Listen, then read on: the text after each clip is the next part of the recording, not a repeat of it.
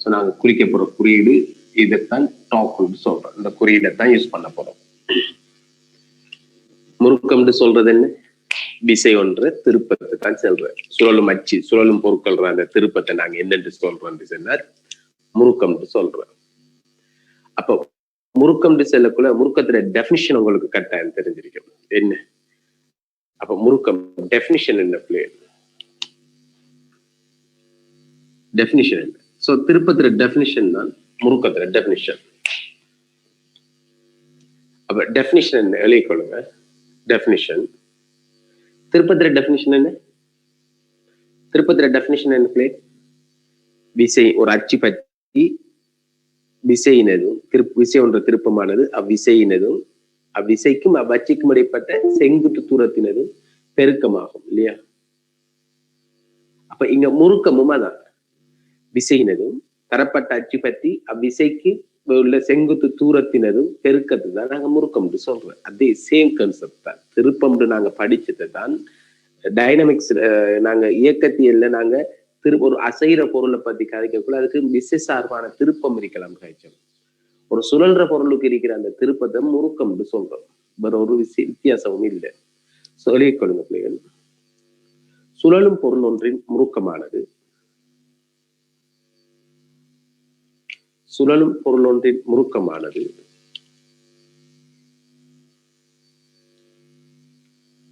அது தொழிற்படும் விசையினதும் அதில் தொழிற்படும் விசையினதும் சுழலும் பொருள் ஒன்றின் முறுக்கமானது அதில் தொழிற்படும் விசையினதும்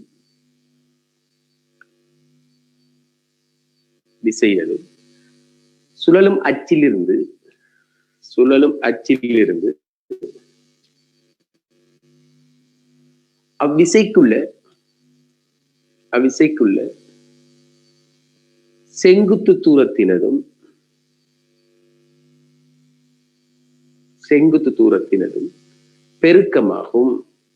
செங்குத்து தூரத்தினதும் பெருக்கமாகும். அப்ப யாரெல்லாம் சுழல்றாலோ அந்த சுழலக்கூடிய பொருட்கள் அந்த முறுக்கம் என்னென்று கேட்டா அந்த இதில் அதுல என்னென்ன விசையில தொழிற்படுவதோ அவ்வளவு விசைகளையும் திருப்பத்தை கண்டீங்கன்னா சரி அந்த சுழல் அச்சு பற்றி விசையினதும் பெருக்கமாகும். சுழலும் பொருள் ஒன்றின் முறுக்கமானது அதில் தொழிற்படும் விசையினதும் சுழலும் அச்சிலிருந்து அவ்விசைக்குள்ள செங்குத்து தூரத்தினதும் பெருக்கமாகும். அப்ப டாக் பத்தி நம்ம கழிச்சோம்னா டாக் யாருக்கு சமன் இருக்கும் சொன்னா F into R. டாக் சமன் F into R எழுதிக்கொள்ளுங்க. டாக்ல அலகு என்ன வரைக்க போகுதுன்னு சொன்னா நியூட்டன் மீட்டர் அலகு நியூட்டன் மீட்டர். அப்ப டாக்ல பரமன் F into R அலகு நியூட்டன் மீட்டர். டாக் ஒரு காவிக்கணியம், வெரி இம்பார்ட்டன்ட். ஒரு சுழி இருக்கும். உண்மையா சூரியன்ல நாங்க பிசிக்ஸ்ல கலைக்கிறோம்ல பொருள் கலைக்கணும். காவிக்கணியம் ஒரு சுழலும் பொருள் ஒன்ற டாக்ல திசையை எப்படி பார்க்கறோம்னு கேட்டா நாங்க இடக்கையை பயன்படுத்தி நம்மளுடைய வலக்கையை பயன்படுத்தி தான் காண்றோம். வலக்கை இடக்கை ரெண்டு மெதட்லையும் காணலாம். ஸோ நாங்கள் அதுக்கு ஒரு மெதட் ஒன்று இருக்கு. அந்த மெதட்டை நான் யூஸ் பண்ணி உங்களுக்கு வழங்கப்படுத்துவேன். காவிக்கணியம் டோக்கை பொறுத்த வரைக்கும் காவிக்கணியம். ஓகே, அப்ப இவ்வளவு விஷயங்களும் உங்களுக்கு தெரிஞ்சிருக்கணும்.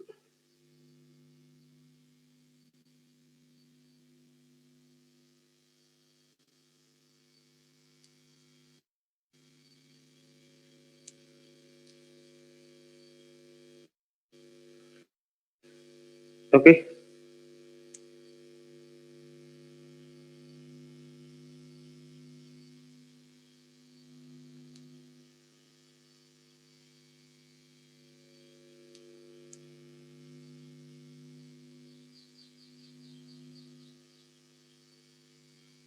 ரைட். அப்போ முறுக்கம் என்ன பிளேன்? முறுக்கம் என்ன? ஒரு பொருள்ல தொழிற்படுற சுழலும் பொருள்ற தொழிற்படுற திருப்பத்தை தான் நாங்க முறுக்கம் சொல்றோம். அப்ப திருப்பத்திர டெபினிஷன் தான் முறுக்கத்திர டெபினிஷனும்.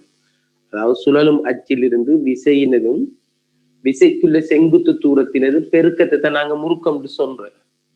Right, okay. சோ அலகு நியூட்டன் மீட்டர், டார்க் வந்து ஒரு காவிக்கணியம். இவ்வளவு தெரிஞ்சிச்சுன்னு சொன்னா இப்ப நீங்க என்ன செய்யணும்னு சொல்லி இதை காண போறீங்க. உதாரணத்துக்கு எக்ஸாம்பிள் இப்ப சொல்லுங்க பிள்ளைகள், படத்தை நீங்க பாத்தீங்கன்னு சொன்னா ரைட், ஒரு விசரிக்கு இது சுழலும் தட்டு, இந்த அச்சு வட்டி ஒரு தட்டு ஒன்று இல்லாட்டி கப்பியை நாங்க தட்டாக கதைக்கலாம். அதுல நிறைய இலைகளை சுத்தி போட்டு இப்படி விட்டுருக்கார். அந்த இலட இழுவச்சி இப்படி இருக்கு, இவர் ஆற வந்து இப்படி இருக்குன்னு சொன்னா இப்ப சொல்லுங்க டாக் என்ன? டாக் என்ன? யாராரு தொழிற்படுவாங்கன்னு கேட்டா டி இப்படி தொழிற்படு. சிலர் பிணைக்கப்பட்டிருக்கு. சோ எடுத்துட்டு எம்ஜி இப்படி இருக்க போகுது, எம்ஜி இப்படி இருக்க போகுது. சோ இப்ப உங்கள்கிட்ட கேட்கப்பட்ட கேள்வி என்னன்னு கேட்டா, டாக் என்னன்னு கேட்டா கப்பிட நிறையால எப்பொழுதும் ஒரு திருப்பம் பெருமா பிள்ளைகள். ஏன் கப்பிட சுழல்ற அச்சுக்குள்ளால கப்பிட திணிவும் போறதால கப்பிட திணிவால ஒரு முறுக்கம் ஒன்று வராது. அப்ப முறுக்கத்தை யாரு தெரிந்தா செங்குத்து தூரம் யாருக்கு இருக்குன்னு கேட்டா இந்த டீக்கு மட்டுமே இருக்கிறதால முறுக்கம் வந்து டி இன்டு ஆர். எம்ஜிக்கு திருப்பம் இருக்காது. காரணம் என்னன்னு கேட்டா சக நான் எம்ஜி எடுத்து சொன்னா தர பூச்சியம், எம்ஜிக்கு பூச்சியம் உள்ளுக்கு சரியாக அச்சுக்குள்ளால சுழல்ற அச்சுக்குள்ளாலே போகுது. இந்த அச்சு பற்றி தான் சுழல போகுது. ஒரு கப்பின்னு வச்சுக்கொள்வோம், சுழல போகுதுன்னா அதுல கப்பிட திணிவுக்கு இந்த திருப்பம் இருக்காது நிறைக்கு. பட் இது நான் இளையொன்று தொழிற்படுதுன்னு சொல்றேன். நான் வளர்ச்சிக்குள்ள இளையால சுத்தப்பட்டு இழுக்கன்னு சொன்னா டி இன்டு ஆறுங்கிற ஒரு இழுவொன்று இருக்கு. அப்ப முறுக்கம் வந்து என்ன வரிக்க போகுதுன்னா டி இன்டு ஆர் டாக் இங்கல பக்கம், டாக் வந்து இங்கல பக்கம் இருக்க போகுது. ஓகே. இப்ப முறுக்கம் என்னன்னு கேட்டா இப்ப கேள்விகளை கொஞ்சம் குழப்புவார் பிள்ளைகள், கவனமா இருந்து கொள்ளுங்க. அதே வட்ட தட்டு தான், பட் விச இப்படி தொழிற்படுது. அதாவது இங்க பொறுத்த வரைக்கும் பாத்தீங்கன்னா டீட்டா கோணத்தோட தொழிற்படுது. இது டி சொன்னா இப்ப முறுக்கம் என்னன்னு கேட்டா நீங்க t cos theta into R போட்டுருவோனா இவர் ஆரை நாங்க ஆர் எடுத்தா எப்பொழுதும் கப்பி எவ்வளத்த விச தொழிற்பட்டாலும் சரிதான் தூரம் செங்குத்து தூரம். இப்ப இதான் செங்குத்து தூரம் இல்ல, டி காஸ் டீட்டா எடுத்த செங்குத்து தூரம் இது இல்ல பிள்ளைகள், இதானே செங்குத்து தூரம். விசைக்குள்ள செங்குத்து தூரம் இப்படித்தான் இருக்கு, விசைக்குள்ள செங்குத்து தூரம் இதுதான் இருக்கு. அப்ப டீட்டா கோணம் ஒன்று உங்களுக்கு தாரது என்னத்துக்குன்னா உங்களுக்கு குழப்ப. ஒரு கப்பியை பொறுத்த வரைக்கும் இழுவ எங்கட பக்கம் கிடந்தாலும் அது தொடலியாகத்தான் கிடக்கும். அப்ப சரியா செங்குத்தா தான் கிடக்கும். அப்ப இப்படி டீட்டா கோணத்துல கடந்திருந்தாலும் டாக் சமன் டி இன்டு ஆர். ஒரு கப்பில நிறைய இலையை சுத்தி நல்ல கூடுதலான தடவை இலையை சுத்தி போட்டு இப்படி இழுக்கும். அப்ப இழுவ டி என்று சொன்னோம்னா இப்ப வந்து என்ன வரைக்க போகுதுன்னு சொல்லக்குள்ள இங்க இந்த டீட்டா வந்து மடிச்சுட்டுருவோனா செங்குத்து தூரம் இல்லை, டிரெக்டாகவே ஆற செங்குத்தா இல்லையா தொடலிக்கு. அப்ப டி இன்டு ஆர் தான், நீங்க குழம்ப தேவையில்லை. அதே மாதிரி பாத்தீங்கன்னு சொல்லக்குள்ள இப்படி இருந்துச்சுண்டா இப்ப இங்க இது கப்பிட அச்சு, இங்கல பக்கம் சுழலுது இது T1, இது இங்கல பக்கம் சுழலுது T2 சொன்னா இப்ப கப்பி இங்கல பக்கம் சுத்துதுன்னு சொன்னா என்ன காரணம் முறுக்கம் இருக்கு. பட் இவர முறுக்கம் எங்கல பக்கம் இருக்க போகுது இங்கல பக்கம் இருக்கும், இவர முறுக்கம் எங்கல பக்கம் இருக்க போகுது இங்கல பக்கம் இருக்கும். அப்ப எதிரெதிர் சுழில் இருக்கிறதால இவர் வளஞ்சுழியா இருக்கக்குள்ள இவர முறுக்கம் இடஞ்சுழியா இருக்கும் இல்லையா, இடஞ்சுழியாக இருக்கும். எங்கட எடுகோல் என்னன்னு கேட்டா T1 பெரிது T2 ஆக இருந்தால் எங்கள பக்கம் முறுக்கம் பெரிசோ அங்கள பக்கம் அந்த பொருள் சுழலும். எங்கள பக்கம் விச பெரிசோ அங்கள பக்கம் பொருள் அசைற மாதிரி எங்கள பக்கம் முறுக்கம் பெரிசோ அங்கள பக்கம் பொருள் சுழலும். அப்ப இப்படி பொருள் சுழலுதுன்னு சொன்னா அது T1 பெரிது T2 சின்னதா இருக்கணும். அப்ப விச சின்னதா இருந்தா அதால வார முறுக்கம் சின்னதா இருக்கும். காரணம் ஒரே தூரத்துல இருக்கிறதால ரெண்டு பேரும். அப்ப இவரும் ஆர் தூரத்துல இருக்கார், இவரும் ஆர் தூரத்துல இருக்கிறதால இவர முறுக்கம் இங்கல பக்கம் எடுத்தீங்கன்னு சொன்னா டாக் யாருக்கு சமன் அடிக்கும்டா T1 இன்டு ஆர். பட் இவர டாக் இங்கல பக்கம் கிடக்கிறதால மைனஸ் T2 இன்டு ஆர். அப்ப இவர டாக் என்னன்னு கேட்டா இது இல்லையா பிள்ளைகள், இங்க T1 பெரியது T2 சொன்னா T1 டாக்ல இருந்து T1 டாக்ல இருந்து T2 talk கழிக்கிங்க. Right? Examples. Definition இருக்கேமா talk so அதுக்கு கீழே கீறிக்கொள்ளுங்க.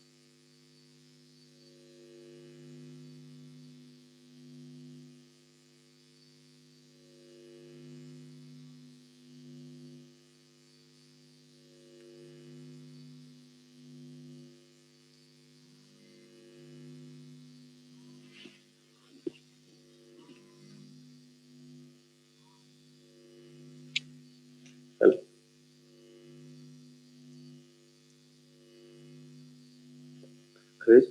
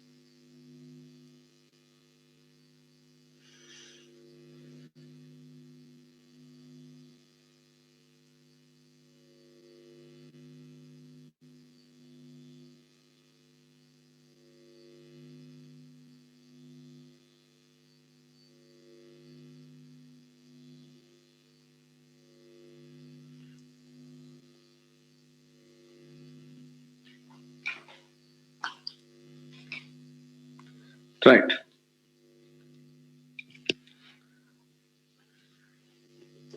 இப்ப கப்பிகள் வரும்போது இழுவைகள் வாரத்தால பிள்ளைகள் கப்பிகள் இந்த 3 சந்தர்ப்பங்களும் வரும். இப்ப நாம படிக்க போற அதிகமாக நாங்க படிக்க போறது இந்த டாக்ல பத்தி கதைக்கக்குள்ள கப்பிகள் வரக்குள்ள இந்த 3 சந்தர்ப்பங்களும் வரும். அதாலதான் நாம இடத்துல கதைக்கிறோம். அதே மாதிரி பார்க்கக்குள்ள டாக்க பத்தி கதைக்கக்குள்ள கோள்கள்லையும் டாக்க பத்தி நாம கதைக்க வேண்டி இருக்கும். கோள்களை பொறுத்த வரைக்கும் டாக் வந்து எப்படி இருக்க போகுது, நாங்க அதிகமாக எங்களுக்கு டாக்கை பத்தி கதைக்கிற இடம் வந்து விடத்திட்டு தான். ஒரு முனை பற்றி இப்படி சுழலிடப்பட்ட ஒரு கோள் வந்து கிடையாக இருக்கக்குள்ள.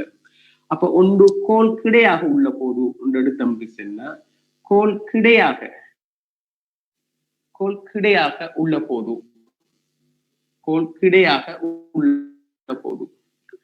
இந்த கோள்ற மொத்த திணிவை நான் எம்முன்னு எடுக்கன், மொத்த திணிவை எம்முன்னு எடுக்கன், எல்லுன்னு எடுத்தேன் சொன்னா இப்ப இவரை டாக்கை பத்தி நான் கதைக்கணும். கோள் கிடையாக இருக்கக்குள்ள, கோள் கிடையாக உள்ள போது டாக் என்னன்னு கேட்டா பிள்ளைகள், அந்த டாக் என்று சொல்றது அதுல தொழிற்படுற விசைகள் அளவாறது, அதுல தொழிற்படுற உண்மை விசைகள், வழக்கமான விசைப்படத்தை தான் கீறணும் நீங்க.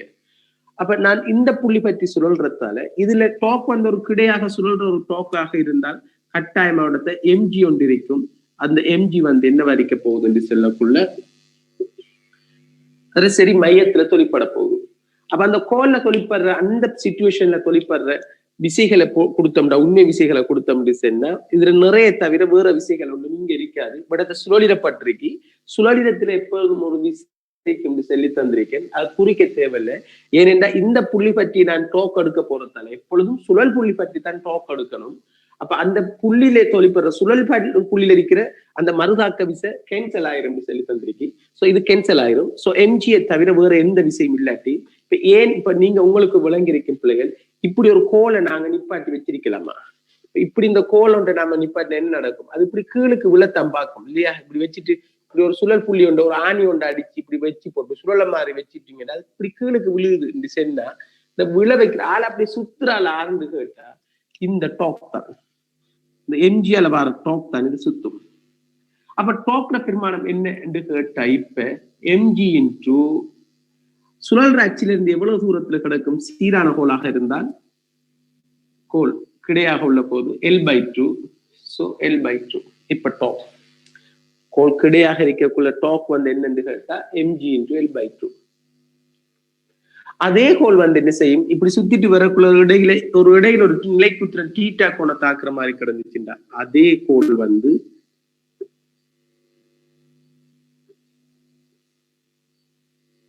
அதே கோல் இந்த பிணைக்கப்பட்டது வந்து என்னன்னா நிலைக்குத்துடன் ஒரு டீட்டா கோண தாக்குற மாதிரி கிடக்குமாக இருந்தால் இப்ப எம்ஜி எப்பொழுதும் நிலைக்குத்தாகத்தான் தொழிற்படும். அது உங்களுக்கு தெரியும். இந்த கணத்துல எம்ஜி இப்படித்தான் இருக்கும். இப்ப நீங்க சொல்லுங்க பிள்ளைகள், எம்ஜி இப்படி வந்திருக்கின்றா இந்த இடத்துல செங்குத்து தூரம் கோல் அரைவாசி இருக்குமா? இல்ல. இப்ப செங்குத்து தூரத்தை நீங்க காணணும். அது யாருக்கு சமர்ப்பிக்கும் செல்லுக்குள்ள உங்களுக்கு என்ன இருக்கு தெரியும். இந்த சுழல் புள்ளியில இருந்து செங்குத்து தூரம் சொல்றது விசைக்குள்ள செங்குத்து தூரம்ங்கிறது இவர் இந்த தூரம் எக்ஸ். இவர் L/2 கோல் அரைவாசி. கோலின் L/2 கோலின் நீளத்தின் வழியே தான் கிடக்கும். இவர் L/2 இவர் எக்ஸ். ரைட்.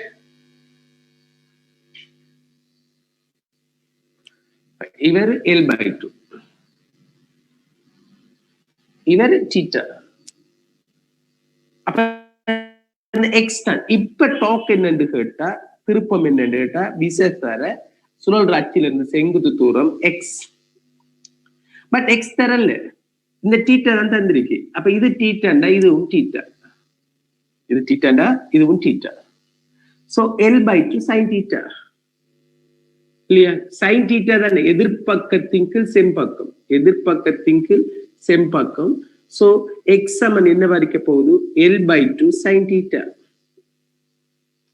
சோ ஆகவே டாக் என்னன்னு கேட்டா mg into L/2 sin theta. இதான் டாக். இந்த இடத்துல செங்குத்து தூரத்தால பெருக்கணும். செங்குத்து தூரம் இங்க எக்ஸ், பட் எக்ஸாம்ல எக்ஸ் தர மாட்டார், கோல்ற நீளம் தான் தருவார்.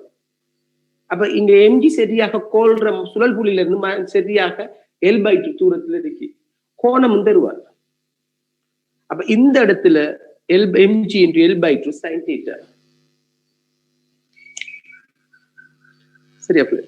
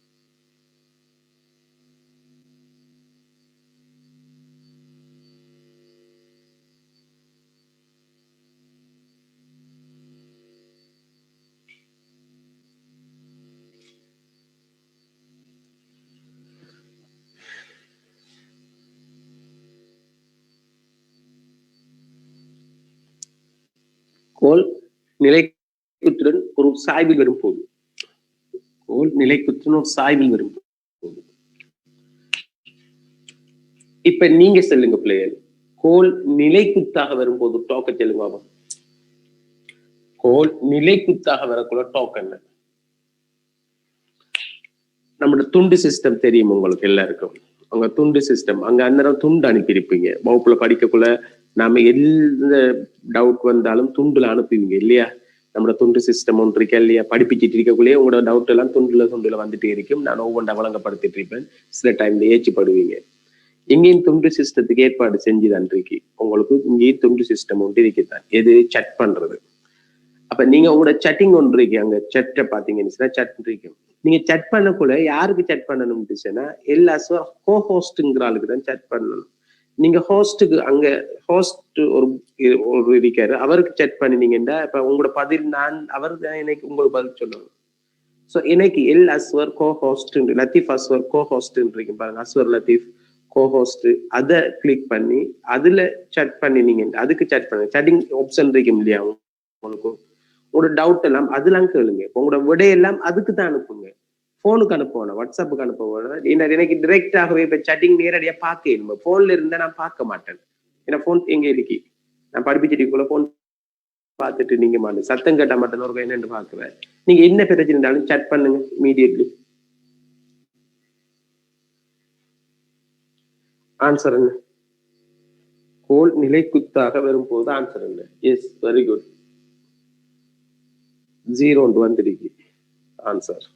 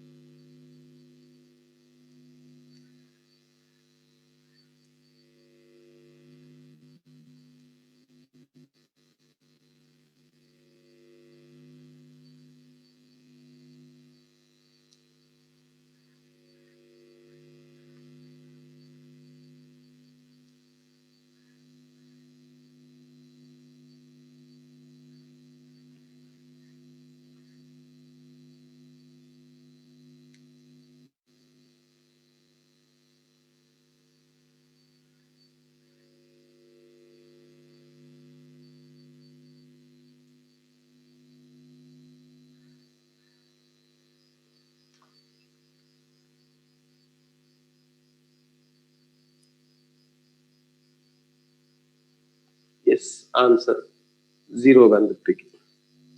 0 சரியா பிள்ளை?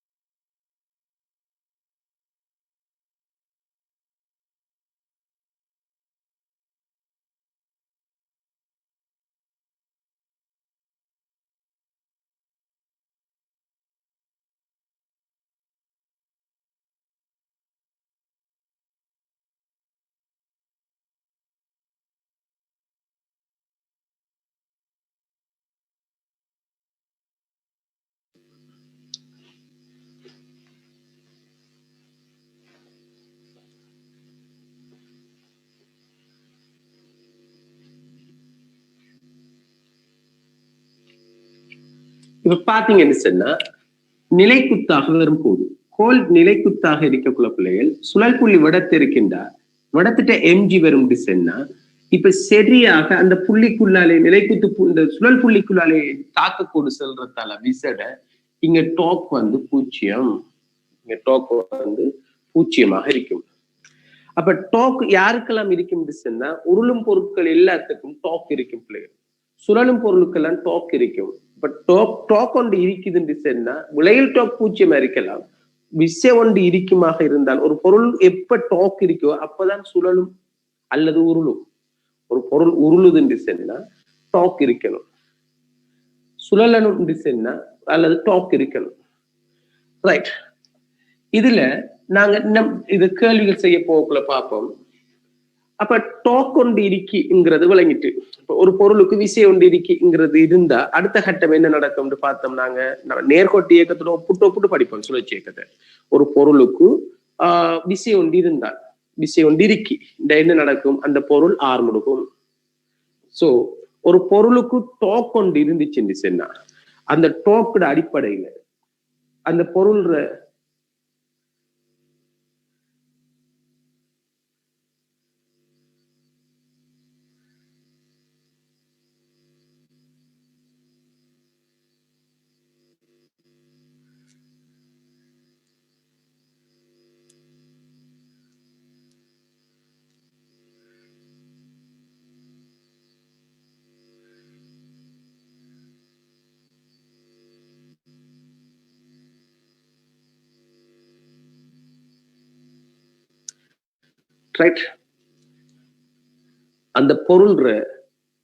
அந்த பொருளை பொறுத்த வரைக்கும் ஒரு பொருளுக்கு டாக் கொண்டு இருந்தா அந்த பொருள் சுழலும்.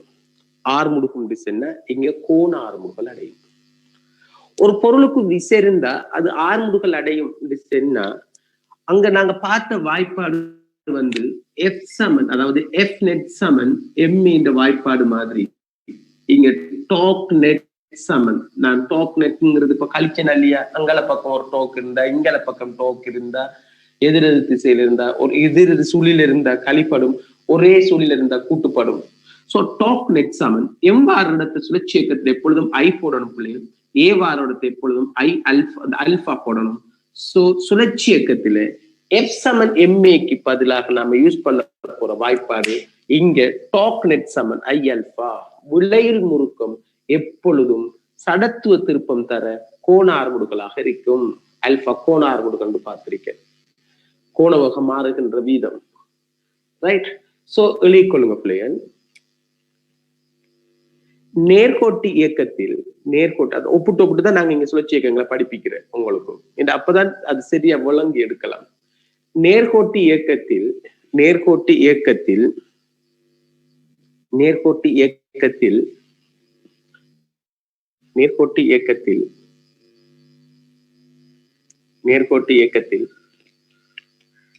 விசை பயன்படுத்தப்படுவது போல் பயன்படுத்தப்படும் இடங்களில்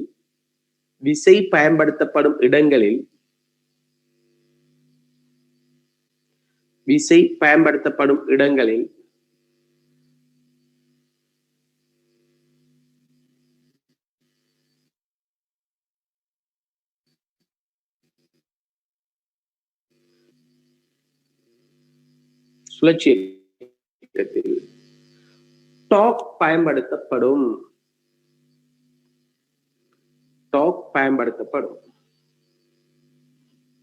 விசை பயன்படுத்தப்படும் இடங்களில் டாக் பயன்படுத்தப்படும்.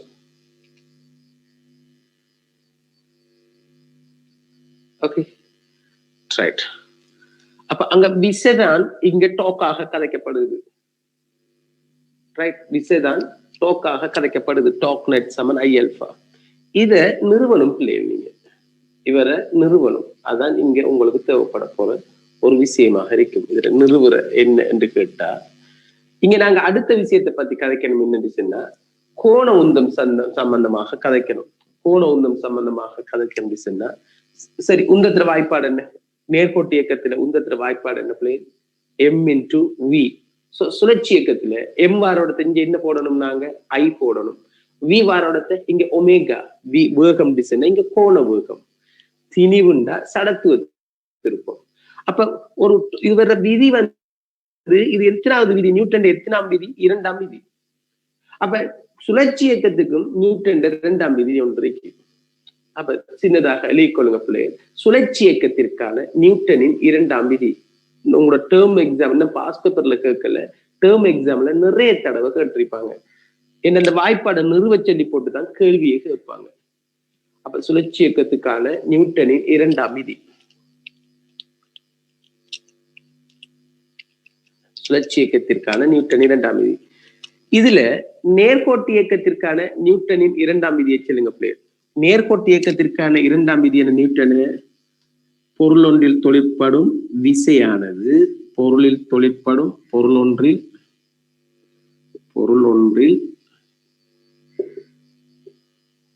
தொழிற்படும்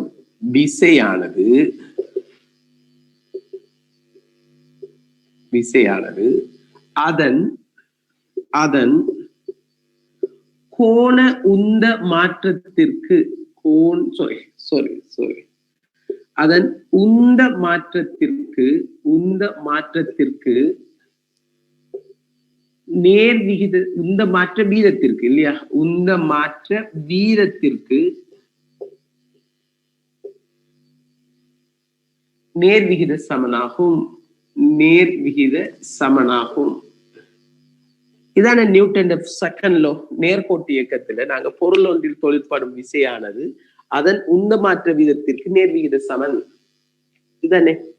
இப்ப இதுல சுழற்சி இயக்கத்துல பொருளுக்கு பொருள் தான் சொல்றேன், ஒன்றில் தான் சொல்றேன், தொழிற்படுறதுக்கு தொழிற்படும் சொல்றேன். பட் டேர்ம் வேர்ட்ஸ் மட்டும்தான் மாறும். இதுல டேர்ம் வேர்ட்ஸ் என்னன்னா பௌதிக கணியங்கள் என்னன்னு கேட்டா விசைக்கு உந்தம் மாற்ற வீதம் இருக்கி வேற மற்றதெல்லாம் பௌதிக கணியங்கள் இல்லை. அப்ப விசையும் உந்த மாற்ற வீதம்ங்கிறது தான் பௌதிக கணியம். சொன்னா இந்த பௌதிக கணியம் நேர்கோட்டு இயக்கத்துல வர பௌதிக கணியத்தை அப்படியே சுழற்சி இயக்கத்துக்கு எதுக்கு பதிலா யூஸ் பண்றதை மாத்திட்டீங்கன்னா அது சுழற்சி இயக்கத்திற்கான விதியாக மாறும். சோ பொருள் ஒன்றில் தொழிற்படும் விசைக்கு பதிலாக நீங்க என்னென்று போடணும் படத்திட்ட முறுக்கமானது. விசை ஒன்றில் தொழிற்படும் முறுக்கமானது உந்த மாற்றத்துக்கு நாங்க சுழற்சி இயக்கத்துல என்ன உந்தம் சொல்ற வர வேக பரிமாண உந்தம் சொல்றது, நேர்கோட்டு இயக்கத்துல உந்தம் சொல்றத நாங்க சுழற்சி இயக்கத்துல கோண உந்தம் சொல்றோம். கோண உந்த மாற்ற வீதத்திற்கு நேர்விகித சமனாகும். அப்ப பொருள் ஒன்றில் தொழிற்படும் முறுக்கமானது அதன் கோண உந்த மாற்ற வீதத்திற்கு நேர்விகித சமனாகும். கோண உந்த மாற்ற வீதத்திற்கு நேர்விகித சமனாக இருக்கும்.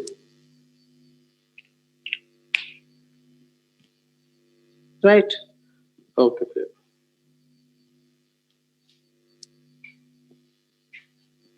அப்ப நியூட்டன் சுழற்சி இயக்கத்திற்கான நியூட்டனின் இரண்டாம் விதி என்று சொல்லி போட்டு அதுக்கு கீழே எழுதி கொள்ளுங்க. பொருள் ஒன்றில் தொழிற்படும் முறுக்கமானது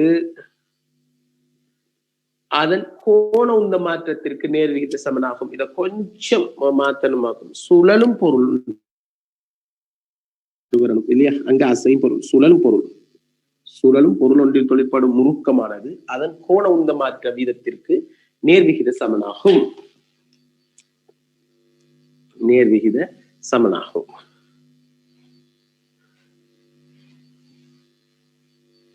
சுழலும் பொருள் ஒன்றில் தொழிற்படும் முறுக்கமானது அதன் கோண உந்த மாற்ற வீதத்திற்கு நேர்விகித சமனாகும். அந்த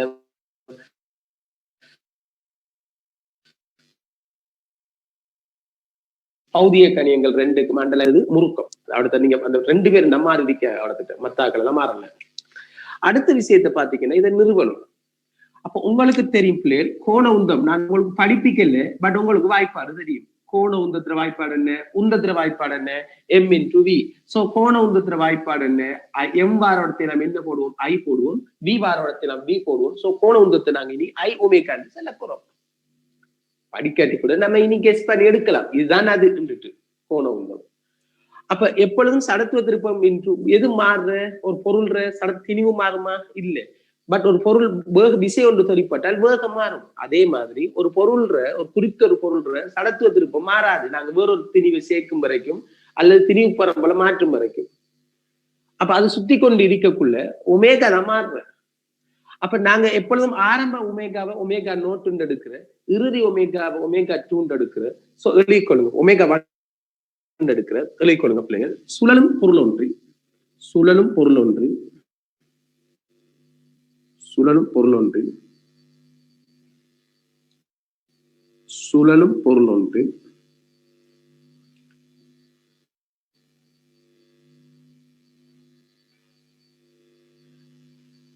பொருள் ஒன்றில் டாக் முறுக்கம் தொழிற்படும் போது, டாக் முறுக்கம் தொழிற்படும் போது, டாக் முறுக்கம் தொழிற்படும் போது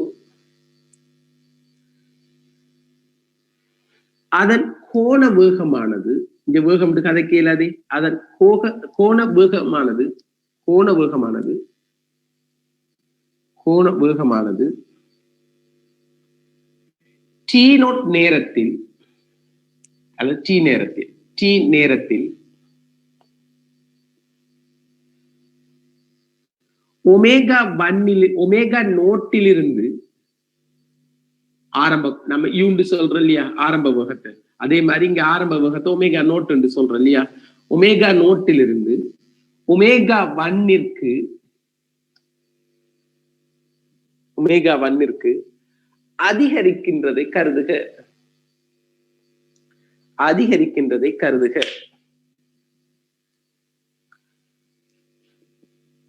அதிகரிக்கின்றதை கருதுக. So சொல்லுங்க plane. By Newton's second law, சுழற்சியக்கம் பிறகுல சுழற்சியக்கத்தை தான் கேட்கிறோம். செகண்ட் லோ, டாக் நேர் விகித சமன் டெல்டா எம்வி என்று போடுறதுக்கு பதிலா என்ன போடுறீங்க, ஐ ஒமேகா ஓவர் டி இல்லையா. நியூட்டன் செகண்ட் லோ என்ன சொல்லுது, முறுக்கமானது, முறுக்கமானது எதுல எண்ணத்துல தொழிற்படுது, கோண உந்த மாற்ற வீதம்.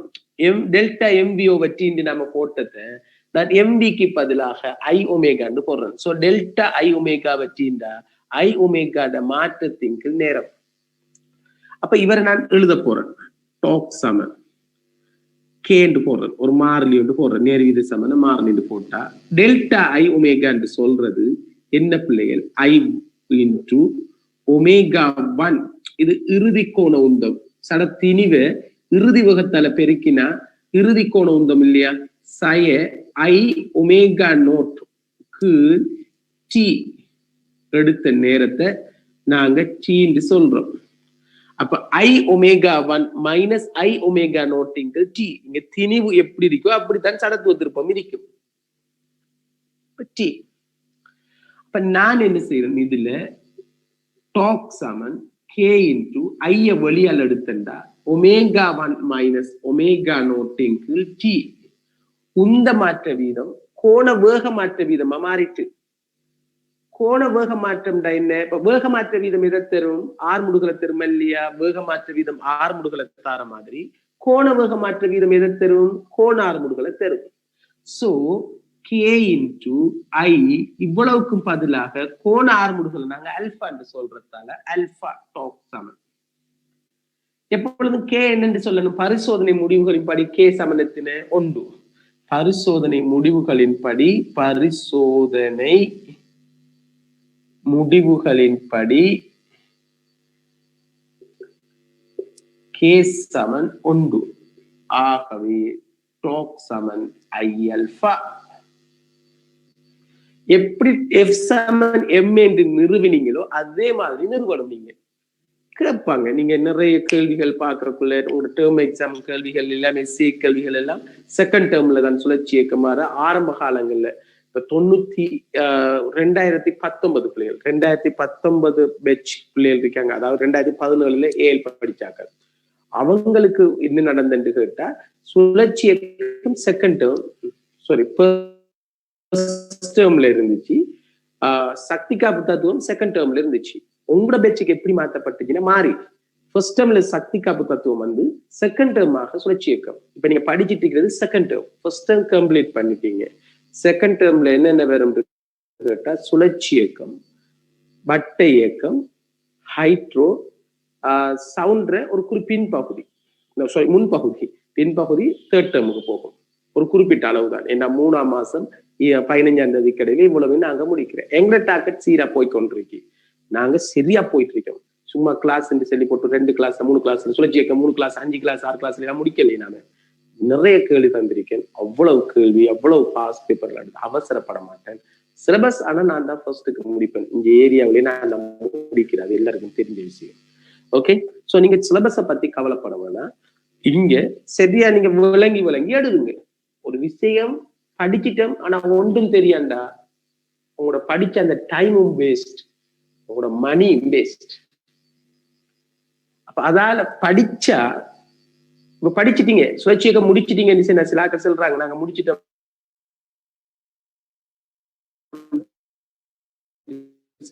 விருது இல்லைண்டா படிச்சதுல பலனுங்க சும்மா வேஸ்ட் தானே. அவ்வளவு காசு, அந்த மணி, அடுத்தது டைம், ரைட், அவ்வளவு வேஸ்ட். அப்ப ஒரு விஷயத்தை நீங்க விளங்கி எடுக்கணும் சொன்னா அதை மெதுவாகத்தான் போகணும். இதுல ஒரு குற்றச்சாட்டு, நீங்க வகுப்புல படிப்பிக்கக்குள்ள லைவ் கிளாஸ்ல படிப்பிச்ச அந்த ஸ்பீட்டே காணலையா, நம்ம அவ்வளவு ஸ்லோவா போனான்ட்டு பெரிய ஒரு குற்றச்சாட்டு உண்டு. ரைட், அது ஒரு 10% அந்த குற்றச்சாட்டு இருந்தா 90% இப்பதான் சார் மெதுவா படிப்பீங்க, இப்ப விளங்குதுன்னு சொல்ற அளவுக்கு இருக்குது. ரைட், சோ அது நான் 2 சைட்டை நான் பார்க்க வேண்டியிருக்குது. எந்த கருத்து தான் பிசிக்ஸ் விளங்கணும்டா கேள்வி செய்யணும். கேள்வி செஞ்சா மட்டும்தான் படிச்ச தியரி என்னென்று விளங்கும். கேள்வி செய்யாத வரைக்கும் ஒன்றும் விளங்காது உங்களுக்கு. சும்மா கொப்பில போலம் இருக்கும், போலம் கொப்பில இருக்கும். அப்ப இது சரியா விளங்கி செய்ய அது எங்களுக்கு ஃபெமிலியரான ஒரு செக்ஷனாக மாறினா, ஈஸியாக மாற்றப்பட்டா அடுத்த செக்ஷன் படிக்க போக்குல எங்களை பொறுத்த வரைக்கும் ஸ்ட்ரெஸ் ஒன்று இருக்காது. இது விளங்கலையே பயம் ஒன்று இருக்காது. பயம் ஸ்ட்ரெஸ்ஸை கூட்டும். ஸ்ட்ரெஸ் சிந்திக்கிற தன்மையை மாற்றும், ஞாபக சக்தியை குறைக்கும், விளங்குற தன்மையை குறைக்கும் ஸ்ட்ரெஸ். அப்ப இதால மற்ற எல்லா பாடமும் பாதிக்கப்படும். சோ ஒரு விஷயத்தை விளங்கினத்துக்கு பிறகுதான் அடுத்த விஷயத்துக்கு போங்க. ரைட், இல்ல நான் எனக்கிட்ட வந்த ஒரு குற்றச்சாட்டு தான் நான் கதைக்கேன். என்ன குற்றச்சாட்டு சொன்னா, கொஞ்சம் கேள்வியில குறைச்சி செஞ்சு ஒரு சிலபஸை முடிக்கலாம் தானே என்று. அதுக்காக வேண்டித்தான் நான் இதை விளங்கப்படுத்துறேன். ஓகேவா? ஓகே பிள்ளைகள், அடுத்த விஷயத்தை எடுத்துக்கொள்ளுங்க. அடுத்தது எடுத்துக்கொள்ளுங்க. அப்ப டாக் சமன் ஐ அல்பாங்கிற ஒரு கான்செப்டை நீங்க முடிச்சிட்டீங்களா இல்லையா?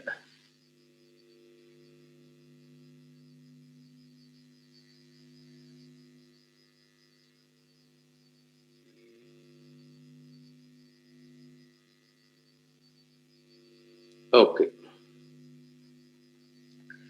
அடுத்த விஷயம் வந்து என்னண்டா பிள்ளைகள்,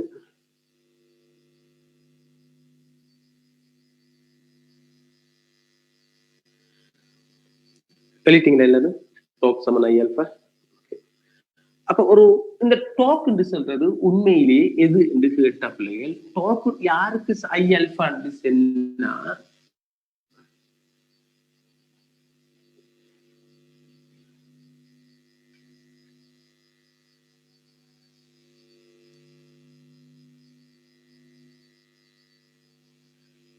ரைட், ஒரு பிள்ளைய வந்து நான் இன்னொரு விஷயத்தை செல்லணும் எப்படின்னு சொல்லக்குள்ள, நாங்க உதாரணத்துக்கு இந்த பெட்சை பொறுத்த வரைக்கும், யாருக்கு உங்களோட 21 பெட்சை பொறுத்த வரைக்கும் 40 கிளாஸ் கொடுத்திருக்கேன். 40 கிளாஸ் அவங்க தந்தால, ஏன் உங்களுக்கு தெரியல, எங்களுக்கு அநியாயம் நீங்க சொல்லக்கூடாது. நீங்க எனக்கு அநியாயம் செஞ்சீங்களான்னு, உங்களுக்கும் நீங்க அநியாயம், எனக்கு நீங்க அநியாயம் செய்யல. அதாவது நீங்க தான் டைம் தரல. ஒவ்வொரு ஆட்களும் 4-5 இடத்த போய் டைம் கலைச்சிட்டீங்க. அப்ப நான் ஒரு பெட்சுக்கு 40 கிளாஸ் கொடுத்தேன். அவங்களுக்கு 40 கிளாஸ் தான் ஒரு மந்த்துக்குரிய கிளாஸ் கொடுத்திருக்கேன். பேப்பர் கிளாஸ் வந்து அவங்களுக்கு அது வேறையாக 24 கிளாஸ். அப்ப அவனுக்கு ஒரு மாசத்துக்கு பிசிக்ஸ் மட்டும் எனக்கிட்ட 64 கிளாஸ் படிக்கணும். நீங்க கிழமைக்கு 7-4 28 கிளாஸ். ரைட் ரைட், வளமையா 16 தான் இல்லை, மிச்சமா படிப்பிக்கிற அவ்வளவு நாங்க உங்களுக்கு ஒரு எந்த விருப்பத்துக்கு அமைய நான் உங்களுக்கு படிப்பிக்கிறேன். என் கிளாஸுக்கு வர பிள்ளைகளுக்கு ஒரு நன்மையாக இருக்கட்டும். இப்ப எங்களுக்கு என்ன சொன்னா, சில பிள்ளைகள் இன்னும் கொஞ்சம் கிளாஸ் எக்ஸ்ட்ரா கிளாஸ் தந்தீங்கன்னு சொன்னா இந்த சிலபஸை கொஞ்சம் உடைக்கலாம் தானே, இன்னும் கொஞ்சம் முடிக்கலாம் தானே என்ற ஒரு எண்ணத்துல ஒரு எக்ஸ்ட்ரா கிளாஸ் இருக்குது. எக்ஸ்ட்ரா டைம் ஒன்று தாங்க எனக்கு. இப்ப இருக்கிற இந்த ஓலோ கிளாஸை நான் கவர் பண்றதால எனக்கு எக்ஸ்ட்ரா டைம் ஒன்று தாங்க. இப்ப என்ன நான் எல்லாத்தையும் கேட்டா அந்த டைமை நீங்க என்ன செய்யுங்கன்னா, ஹோஸ்ட்ரிகர் தானே, இப்ப இன்றைக்கு உங்களோட ஃப்ரீ டைம் ஒன்று இருந்தா எக்ஸ்ட்ரா டைம் ஒன்று தந்தீங்கன்னு சொன்னா அந்த ஹோஸ்டுக்கு நீங்க சட் பண்ணுங்க. அப்படி ஹோஸ்ட்ல சட்ல எனக்கு இல்லை, நான் படிப்பிச்சுட்டு இப்ப நான் பார்க்க மாட்டேன். ஹோஸ்ட்டுக்கு நீங்க சாட் பண்ணுங்க பிள்ளைகள். அந்த இப்பே ஒரு ஃப்ரீ டைம் உண்டு, ஒரு கிளாஸ் ஒன்று எக்ஸ்ட்ரா வைக்கிறதுக்கு இருந்தா அந்த டைம் எந்த டைம் ஃப்ரீயா இருந்தா, இந்த 64 கிளாஸ் இல்லாத ஒரு டைம் இருந்துச்சுன்னா நான் உங்களுக்கு அந்த டைமை கன்சிடர் பண்ணி இன்னும் கொஞ்சம் கேள்வி செஞ்சு போட்டும், இடையில கொஞ்சம் லீவும் இருக்காங்க, ஒரு 3 நாள் லீவும் தாரேன் நான். ஸோ அதுக்கு தான் அதுக்கு இடையில முடிக்கிறதுக்கு நான் கேட்கறது ஹைட்ரோ முடிச்சுட்டுருவோம். இந்த செஷனோட ஹைட்ரோ முடிக்கலாம். இந்த 3 நாள் தானே இந்த கிழமை கிளாஸோட முடியும் ஹைட்ரோ. அதுக்கு தான் இன்னொரு கிளாஸ் வேணும் கட்டாயம் ஹைட்ரோ முடிக்கிறேன். அப்போ எக்ஸ்ட்ரா இன்னொரு கிளாஸ் தந்தீங்கன்னா ஹைட்ரோ முடிச்சுட்டு இந்த செஷனோட ரைட். அதுக்கு ஒரு டைம் உண்டு தான் உங்களுக்கு. எல்லாரும் ஹோஸ்டுக்கு டைமை உங்களுக்கு சாட் பண்ணி அனுப்பிடுங்க. ரைட். இப்ப சொல்லுங்க பிள்ளைகள், இன்னைக்கு ஒரு பொருள்ற திணிவு ஒன்று இருக்கு, ஒரு பொருள்ற திணிவு இருக்கு எம். இந்த பொருள்ற திணிவை பொறுத்த வரைக்கும் எம் என்று சொன்னா, இப்ப இங்கல பக்கம் ஒரு விசை இருக்கு F1 பிரயோக விசை, அதை நாங்க இழுவென்று சொல்லுவோமே வச்சுக்கொள்வோம். இங்கல பக்கம் உராய்வு இருக்கு. இப்ப நீங்க என்ன செய்ய போறீங்க, இங்கல பக்கம் ஆர் முடுக்குதுண்டா என்ன வாய்ப்பாடு போடுவீங்க, எஃப் நெட் சமன் என்ன போடுவீங்க நீங்க, எம் என்ற வாய்ப்பாட்டுல எஃப் நெட்டுக்கு பதிலாக அசைர திசையில் அடிக்கிற விசையை போடுவீங்களா, விளைவு விசையை போடுவீங்களா? எப்பொழுதும் எம்ஏ விளைவு விசையாலம் பெறுகுது என்று சொன்னா நீங்க டி மைனஸ் எஃப் சமன் தான் எம்ஏ என்று போடுவீங்க இல்லையா? ஆறு முடுகளுக்கு காரணம் விளைவு விசை. அப்ப விளைவு விசை என்று சொல்றது நீங்க ஒரு குறித்த திசையில் ஆறு முடுகிற திசையில சமன்பாட்டை எடுக்கும் போது அந்த பக்கம் இருக்கிறது பிளஸ் விசஸாக இங்கல பக்கம் இருக்கிறது சைன் எடுத்தா டி மைனஸ் எஃப் சமன் எம்ஏ. இது ஓகேவா? ஓகே. அதே மாதிரி சுழற்சி இயக்கத்திலையும் அந்த என்ன அறிக்கும் விசைன்னா, அப்ப ஒரு நேர்கோட்டு இயக்கத்தில இயக்கத்துக்கு எதிராக உராய்வு விசை ஒன்று இருக்கிற மாதிரி இங்க சுழற்சி இயக்கத்திலையும் உராய்வு முறுக்கம் இருக்கும். இதை மறந்துடக்கூடாது. கட்டாயம் உராய்வு முறுக்கம் இருக்கும். உராய்வு விசை யாருக்கும் இடையில இருக்கும் கேட்டா, தரையும் தொடும் ஒரு ரெண்டு மேற்பரப்புகளுக்கு இடையில் தொடும் போதுதான் உராய்வு விசை வரும். இப்ப இங்க உராய்வு முறுக்கமும் இருக்க என்று கேட்டா இருக்கு பிள்ளைகள்.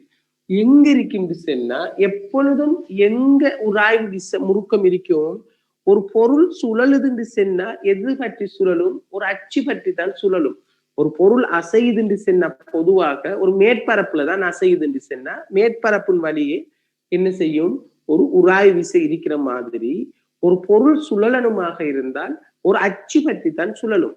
நான் அதை உங்களுக்கு விளங்கப்படுத்துறதுக்கான எடுத்துக்கொள்றேன். என்னன்னு சொன்னா பிள்ளைகள், உண்மையாக ஒரு தட்டொண்டு சுழல போகுது வச்சுக்கொள்வோம். இந்த வியூல எடுக்க நான் ஒரு தட்டொண்டு சுழலுது என்று சொன்னா சும்மா சுழலுமா? ஒரு சுழல்ற பொருள் ஒரு அச்சு பற்றி தானே சுழலும். இப்ப இப்படி ஒரு அச்சு ஒன்று இருக்கணும், இங்கல அச்சு பற்றி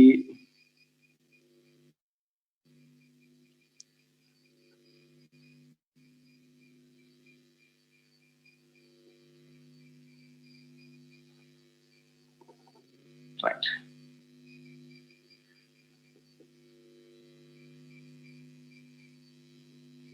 இல்லையா பிள்ளைகள்? இது சுழலுதுண்டா இந்த தட்டு சும்மா சுழலாது, ஒரு அச்சு பற்றி தான் சுழலும்.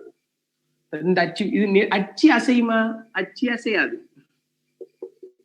அசையாது. தட்டு சுழலுதுன்னு சொன்னா ஒரு தட்டை நாம சுத்திட்டோம்னா இந்த அச்சு பற்றி தான் சுழலும். அப்ப இதை இந்த வீவ்ல நான் கதைச்சேன்னு சொன்னா இது தட்டு இப்படி இருக்கும், இதை நான் இப்படி கொடுக்கக்குள்ள இது அச்சுன்னு சொல்றேன். ஒரு அச்சு பற்றி ஒரு பொருள் சுழலும். அப்ப இது சுத்துதுன்னு சொன்னா இப்படி சுழலும். பட் இந்த அச்சு சுழலுமா? சுழலாது. அச்சு சுழலாது. நல்லா வளைக்கணும். அச்சு சுழண்டுச்சுண்டா அது சுழற்சி இயக்கம் இல்லையே பிள்ளைகள். ஒரு இடத்தை நிலையாரிக்கும் ஃபேன் சுத்துதுன்னு சொன்னா அச்சுன்னு சொல்றது அந்த ஃபேனை தாங்கி இருக்கிற அந்த கம்பி இல்லையா? கம்பி சுழல்றையா? இல்ல, ஃபேன் மட்டும்தான் சுழல்ற. அப்ப அச்சு நிலையாரிக்கும், இந்த இது சுழலும், தட்டு சுழலும். அப்ப தட்டு சுழலுமாக இருந்தால் இந்த அச்சுக்கும் தட்டுக்கும் இடையில எப்பொழுதும் அச்சு நிலையறிக்கி தட்டு சுத்துதுண்டா தட்டுக்கும் அச்சுக்கும் இடையில எப்பொழுதும் என்ன இருக்கும் சொன்னா ஒரு சார்பு இயக்கம் இருக்குமா இருக்காதா? இருக்கும். சோ உராய்வு விசை இருக்கும். அந்த உராய்வு விசை எப்படி இருக்கும்? சார்பு இயக்கத்தை எதிர்க்கும். இங்க பாருங்க, இவர் இங்கல பக்கம் இவர் ஓய்வுல இருக்கக்குள்ள அச்சு ஓய்வுல இருக்கக்குள்ள நான் இதை கொஞ்சம் அச்சை கொஞ்சம் பெரிசாக்குறேன். நான் பிள்ளைகள் அச்சை கொஞ்சம் பெரிசாக்குறேன். பட் அச்சு அசைறல, இது அச்சு. அச்சு அசையல் இல்ல, தட்டு மட்டும்தான் சுத்துற. இப்ப இங்கல பக்கம் சுத்துதுண்டா இந்த அச்சுக்கும் தட்டுக்கும் இடையில உராய் விசை இருக்கும் சொன்னா இவங்களோட சார்பு இயக்கம் இவர் இங்கல இயங்கக்குள்ள ஒவ்வொரு புள்ளியும் இவர் ஓய்வில் இருக்கிறதால சார்பு இயக்கம் இப்ப விடத்திட்ட உராய்வு விடத்திருக்கும் இப்படி இருக்குமா இருக்காதா? உராய்வு விசைகள் திசை வந்து இப்படி இருக்கும். பட் சுழல்ற பொருளுக்கு உராய்வு விசை இருக்குமா, உராய்வு முறுக்கம் இருக்குமா? அப்ப உராய்வு சில திசையை பாருங்க, இங்கல பக்கம் சுழலுது, இங்கல பக்கம் சுழலுது. இப்ப நான் என்ன செஞ்சிருக்கேன் செல்லக்குள்ள பிள்ளைகள், இதுல நிறைய இலைகளை கட்டி தொங்க விட்டுருக்கேன். இதுல நிறைய இலைகளை இப்படி சுத்தி, இதுல இலைகளை இதுக்கு மேலால சுத்தி சுத்தி நிறைய இலைகளை இதுல சுத்தி இலைய நிறைய இலையில ஒரு இலைய நிறைய தடவை சுத்தி அப்படியோ விட்டு போட்டு நான் இழுத்தா இது சுத்துது. அப்ப நான் இழுக்க முன்னாடிக்கு பார்த்துக்கொள்ளுங்க. விடத்திட்ட இந்த இதுக்குதான் விடத்த தேவை அதிகமாக. இதே கண்டிஷன் தான் நீங்க யூஸ் பண்ண போறீங்க. அப்ப நீங்க இப்படி சுத்தும் போது பிள்ளைகள் இப்பொதுவாக இவர சடத்துவ திருப்பத்தை ஐந்து எடுப்போம், அது தெருவார் பெருமானம். இவர சுழல் அச்சிலிருந்து இந்த விசட தூரம் 6 வச்சுக்கொள்வோம். அச்சுக்கும் ஒரு 6 இருக்கும் கட்டாயம். இன்னைக்கு அச்சிட 6 வந்து ஸ்மால் ஆராக இருக்கும். ரைட், விளங்குதா பிள்ளை? அச்சிட 6 ஸ்மால் ஆர் எடுக்கணும். நான் படத்துல காட்டாட்டியும் நீங்க குறிச்சுக்கொள்ளுங்க. ஸ்மால் ஆர் எடுத்தா அப்ப உராய் விசையோட டிரெக்ஷன் எல்லா உராய் விசையும் மொத்த உராய் விசையத்தான் நாங்க எஃப் எடுக்கிறோம். உராய் விசை 1 தான் இருக்கும். பட் எல்லா இடமும் தொழிற்படும். இப்படி தொழிற்படுறதால மொத்த உராய் விசையை நாம எஃப் எடுப்போம். மொத்த உராய் விசையை எஃப் எடுத்தோம் சொன்னா இப்ப டாப் சமன் ஐ அல்பாவுல நீங்க யூஸ் பண்ண போனீங்கன்னா கவனமாக இருந்து கொள்ளுங்க பிள்ளைகள். இப்ப டாக் என்னன்னு கேட்டா எப்பொழுதும் இந்த விசைக்கு பேரு அப்ளைட் ஃபோர்ஸ். இந்த விசைக்கு பேரு அப்ளைட், இது ஃப்ரிக்ஷனல் ஃபோர்ஸ். அப்ப டாக் கொண்டு என்னன்னு கேட்டா இப்ப டாக் என்னன்னு கேட்டா அப்ளைட், நீங்க பிரயோகித்த முறுக்கத்துல இருந்து டாக் ஃப்ரிக்ஷனை கழிச்சு வாரதுதான் டாக் ஐ அல்பா. டாக் நெட் தான் ஐ அல்பா. உராய்வு இருக்குதுன்னா உராய்வு முறுக்கம் இருக்கும், அது ஒரு முறுக்கத்தை தரும். அந்த முறுக்கம் எப்பொழுதும் சுழல்ற திசைக்கு எதிர் திசையில் இருக்கும். சோ அப்ப டாக் சமன் ஐ அல்பாவை நீங்க யூஸ் பண்ற சந்தர்ப்பங்கள்ல, டாக் சமன் ஐ அல்பாவை யூஸ் பண்ற சந்தர்ப்பங்கள்ல இப்ப டாக்குக்கு பதிலாக டி இன்டு ஆர் போடப்படா. Torque applied minus torque friction சமன்தான் ஐ அல்பா. உராய் விளையில் விச மாதிரி தான் இங்க பிரயோக முறுக்கம் தான் என்னன்னு கேட்டா டி இன்டு ஆர். நீங்க கொடுத்த இழுவ இது ஆர் மையத்திலிருந்து ஆர் தூரத்துல இருக்கு. அப்ப இங்க கேபிட்டல் ஆர் போட்டிருக்கேன் பாருங்க. மைனஸ் டாக் ஃப்ரிக்ஷன் என்னன்னு கேட்டா உராய் விசை நான் எஃப் எடுத்தா இந்த ஸ்மால் ஆர். கவனம், என்ற உராய்வு இங்க தட்டுக்கும் அச்சுக்கும் இடையில தான் தொழிற்படும். தட்டுக்கும் அச்சுக்கும் இடையில தொழிற்படும். எனவே உராய்வினால வார முறுக்கம் எஃப் இன்டு ஸ்மால் ஆர், அச்சிட தூரத்தை பெருக்கணும், சமன் ஐ அல்பா. உராய்வு விளைவுகளை புறக்கணிக்க, உராய்வு விளைவுகளை புறக்கணிக்க சொன்னா உண்மையா உராய்வு எவ்வளத்திருக்கும், சுழல்ற ஒரு பொருள்ற உராய்வு எவ்வளத்திருக்கும் கேட்டா தட்டு அந்த சுழல்ற பொருளுக்கும் அதுல அச்சுக்கும் இடையில இருக்கிற உராய்வு விளைகளை தான் புறக்கணிக்கிறேன். ஒரு சுழல்ற பொருளுக்கு உராய்வு இங்கதான் இருக்கும், இங்கே தான் இருக்காது. அப்ப விடத்திட்ட கவனம் பிள்ளைகள்.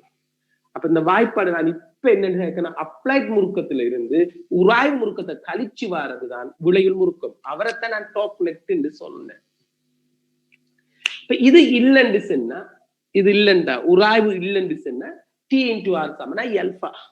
பிரயோக முறுக்கம் சமன் ஐ அல்பா என்று போட்டுட்டோம்னா எங்களோட விளக்கம் முடிஞ்சு. அப்ப எழுதிக்கொள்ளுங்க, கீழுக்கு எழுதிக்கொள்ளுங்க பிள்ளைகள்.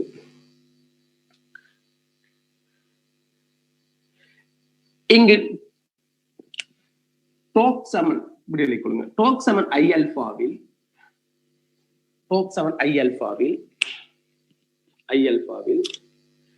டாக் ஆனது விளையில் முறுக்கம் ஆகும். டாக் நெட் விளையில் முறுக்கம் ஆகும். டாக் நெட்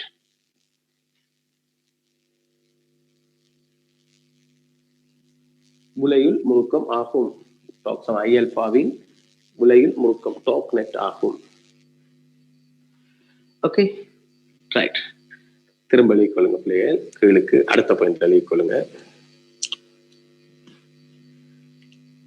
ஒரு அச்சு பற்றி பொருள் ஒன்று சுழலும் போது, ஒரு அச்சு பற்றி பொருள் ஒன்று சுழலும் போது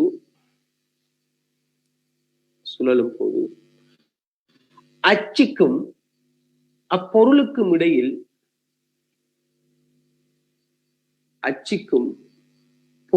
இடையில் ஏற்படும் உராய்வு காரணமாக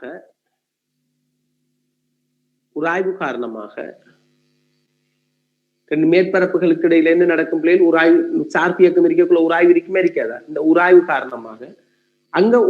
காரணமாக என்ன உருவானிச்சு? உராய்வு விசை உருவானிச்சு நேர்கோட்டு இயக்கத்துல. அப்ப இங்க உராய்வு காரணமாக என்ன உருவாகுது? உராய்வு முறுக்கம்.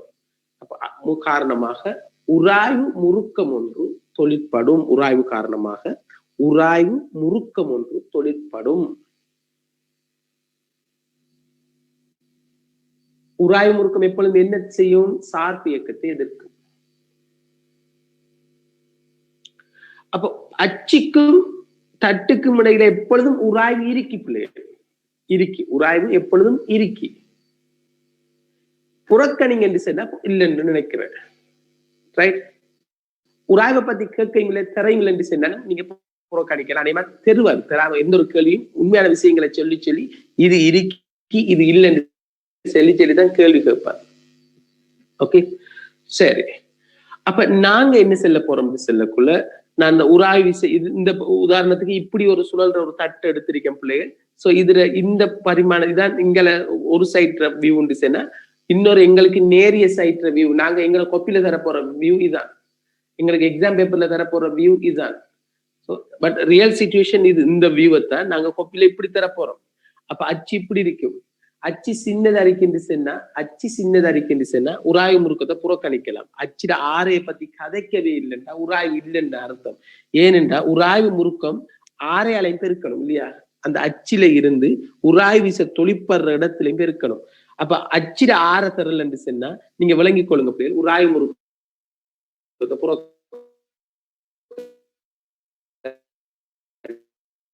மொத்தமான அப்ப இந்த படத்தை இதைத்தான் நான் கொஞ்சம் பெருசா கீறிருக்கேன். அவ்வளவுதான் வித்தியாசம். இதுதான் சிச்சுவேஷன் வரைக்கும். சோ உண்மையாகவே இங்கதான் அதுல விளக்கம் நடந்திருக்கு. பெருசா கீறிருக்கேன், நீங்க பெருசா விளங்கி எடுத்துக்கொள்ளுங்க.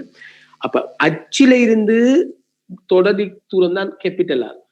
அச்சிலிருந்து இதுட அச்சிட மையத்துல இருந்து அச்சிட விளிம்புக்குள்ள தூரம் தான் ஸ்மால் ஆர். கற்ற விளிம்புக்குள்ள தூரம் அச்சிட மையத்திலிருந்து கேபிட்டல் ஆர். அப்ப அச்சிட சுழல்ற மையத்துல இருந்து டி எவ்வளவு தூரத்துல இருக்கு? கேபிட்டல் ஆர் தூரத்துல இருக்கு. எஃப் எவ்வளவு ஆர் தூரத்துல இருக்கு? ஸ்மால் ஆர் தூரத்துல இருக்கு.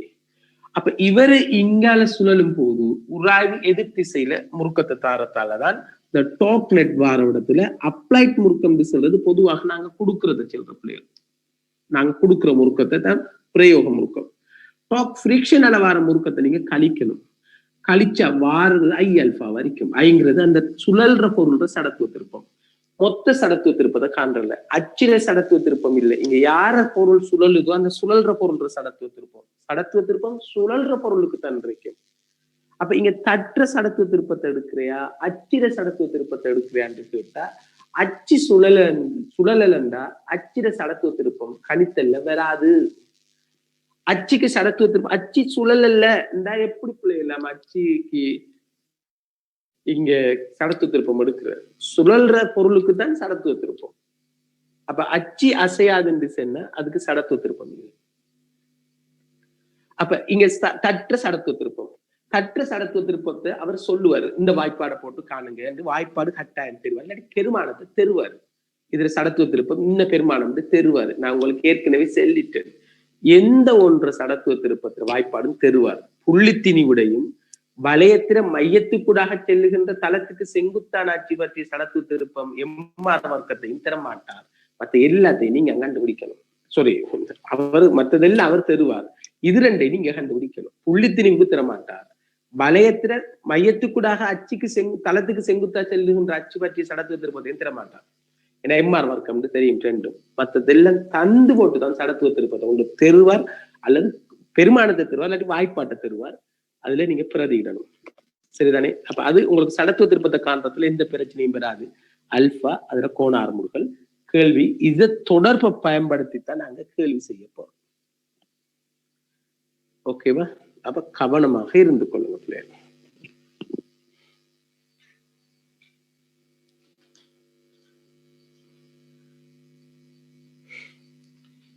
விஷயம் தெளிவிட்டீங்களா?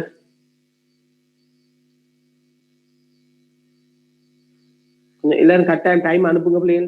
நான் ஒரு டைமை போட்டு எனக்கு எங்களுக்கு இந்த டைம்ல அங்க இருக்கு இங்க இருக்கு நீங்க சொன்னா எக்ஸ்ட்ரா ஒரு டைம் தாங்க. இந்த கிழமை மட்டும் ஹைட்ரோவும் நான் முடிக்கிறதுக்கு இன்ஷா அல்லாஹ். ஹைட்ரோ முடிஞ்ச பிள்ளைகள் வார செஷன்ல நான் வேர்ப்ஸ் அண்ட் வைப்ரேஷனை தொடங்கலாம். இந்த கிழமை ஹைட்ரோ நான் முடிச்சுட்டோம் சொன்னா அடுத்த செஷன் வந்து உங்களுக்கு வேர்ப்ஸ் அண்ட் வைப்ரேஷனை தொடங்கிடலாம். அடுத்த செஷன் 28 சாரி 29 2 நாள் தன்றி அடுத்த செஷனுக்கு.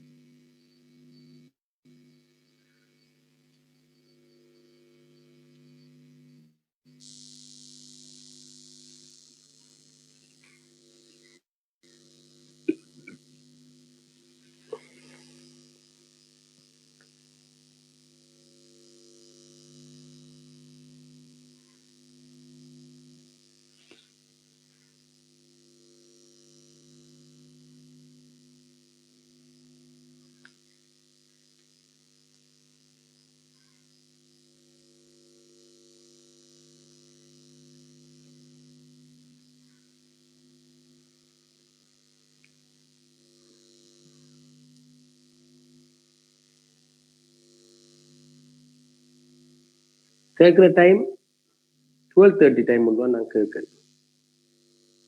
12:30 டைம் ஒன்று கேட்கறேன். மார்னிங் டைம் கேட்கல.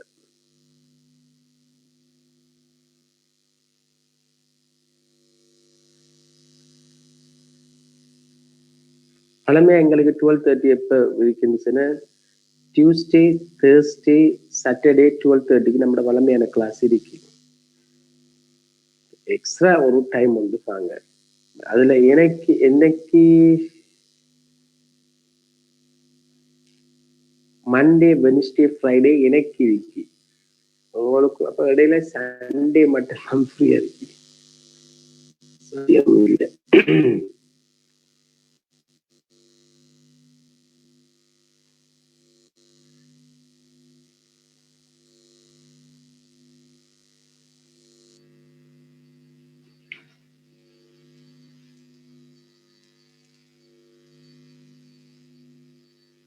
ஹலோ,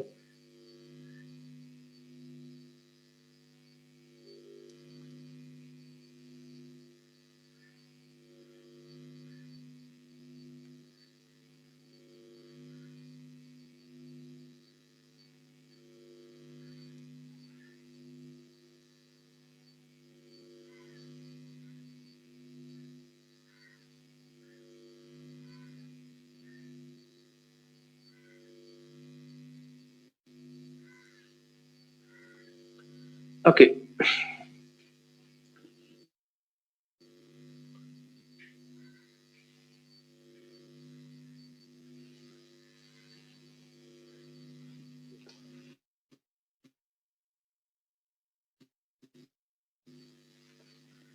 அப்ப உராய்வு முறுக்கம் இருக்க கேட்டா இருக்கு.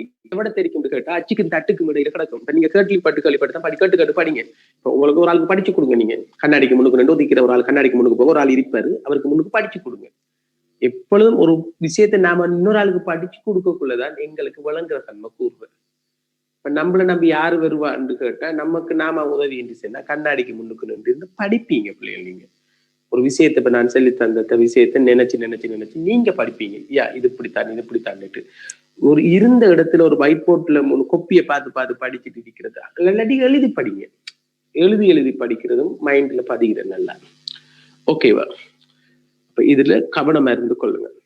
எக்ஸாம்பிள் 1. இப்ப நாம கேள்விகள் செய்வோம். இந்த டாக் சம்பந்தமான கேள்விகளையும் பிரயோகங்களையும் நாங்க பார்த்துட்டு போனோம். இந்த சாப்டரை கொஞ்சம் பார்க்கலாம். Question number 1. Right. 2 kilogram metre square சடத்துவ திருப்பமுடைய 2 கிலோகிராம் மீட்டர் ஸ்கொயர் சடத்துவ திருப்பமுடைய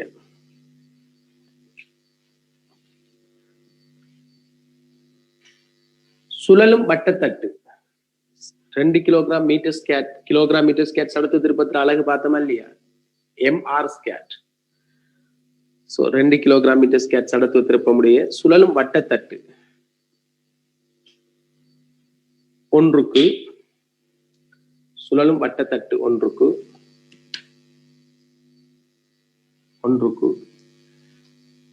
12 நியூட்டன் மீட்டர் முறுக்கம் ஒன்று பிரயோகிக்கப்படுகிறது. 12 நியூட்டன் மீட்டர் முறுக்கம் ஒன்று பிரயோகிக்கப்படுகிறது. அப்ப முறுக்கம் ஒன்று கொடுக்காரு. டாக் ஒன்று வழங்கப்படுது. அப்ளைட் வழங்கப்படுறதுக்கு சென்ற பிரயோக விசை அப்ளைட். ரைட். வழங்கப்படுகிறது. 12 நியூட்டன் மீட்டர் முறுக்கம் ஒன்று வழங்கப்படுகிறது. உராய்வு விளைவுகளை புறக்கணித்து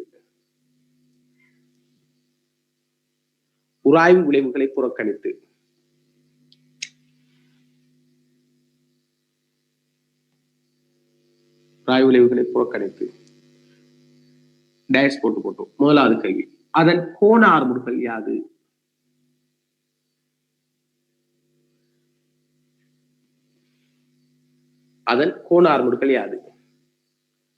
இரண்டாவது கேள்வி, அது ஓய்விலிருந்து சுழல ஆரம்பித்திருக்குமாயின்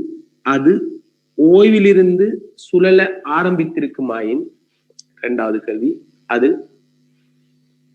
ஓய்விலிருந்து சுழல ஆரம்பித்திருக்குமாயின் 10 செகண்டில் அது ஆற்றிய சுழற்சிகளின் எண்ணிக்கை யாது?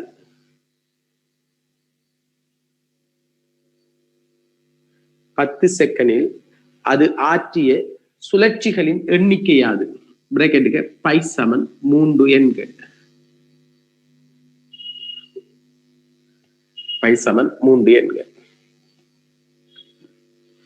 நாம் பை சமன் 3 தந்தாத்தான் நீங்க செய்யணும்.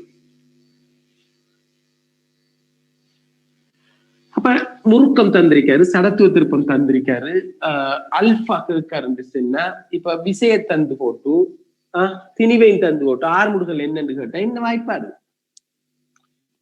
முறுக்கம் விசை தந்திருக்காரு நினைச்சுக்கொள்ளுங்க. ஐ தந்திருக்காருன்னா திணிவு தந்திருக்காரு நினைச்சுக்கொள்ளுங்க. இப்ப அல்பா கேட்காருண்டா ஏ கேட்காரு நினைச்சீங்கன்னா எஃப்க்கும் எம்முக்கும் ஏக்கும் உள்ள தொடர்பு என்னவோ அதானே டாக்குக்கும் ஐக்கும் அல்பாக்கும் உள்ள தொடர்பு. அப்ப டாக் நெட் சமன் ஐ அல்பாங்கிற ஒரு வாய்ப்பாடு நான் எடுத்துக்கொள்றேன். டாக் நெட் சமன் ஐ அல்பா. டாக் நெட்டை பொறுத்த வரைக்கும் இங்க நீங்க பாத்தீங்கன்னு செல்லக்குள்ள அவர் தந்திரிக்காரு மொத்தமாக உராய்வு செல்லாதால பிரயோக முறுக்கம் தான் முறுக்கமாக இருக்க போகுது. சோ 12 I2 into அல்பாண்டா அல்பா சமன் 6 ரேடியன் செகண்ட் மைனஸ் 2. அல்பா வந்து 6 ரேடியன் செகண்ட் மைனஸ் 2. இது முதலாவது.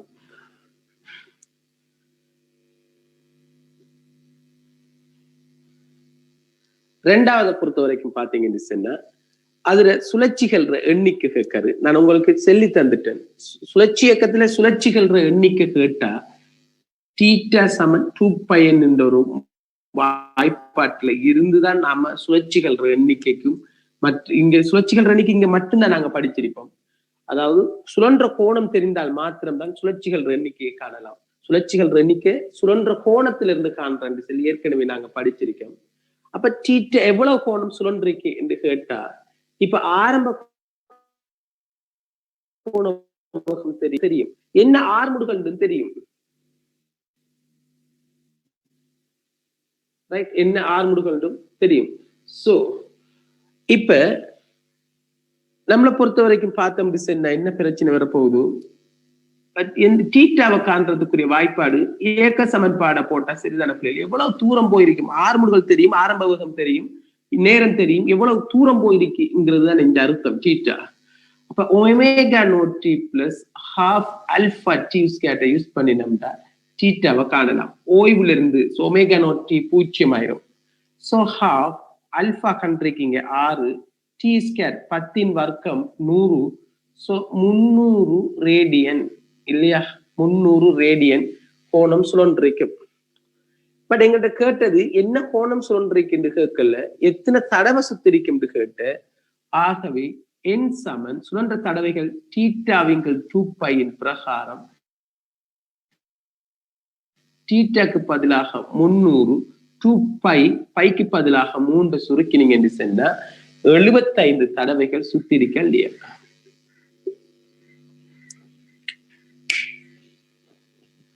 எழுபத்தைந்து தடவைகள் சுத்திருக்கிறது. நீங்க அவதானிக்கீங்க.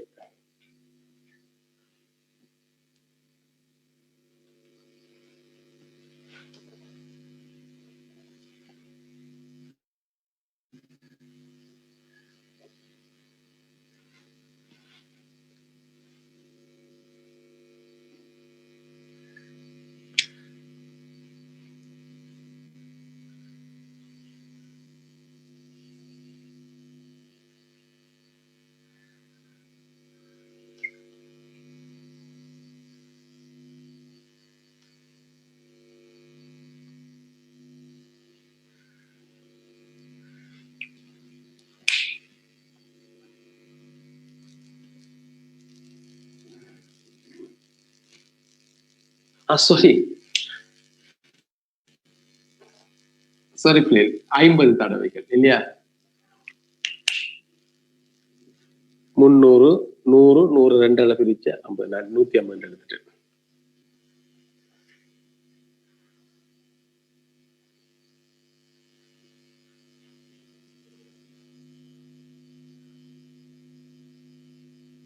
50 தடவைகள்.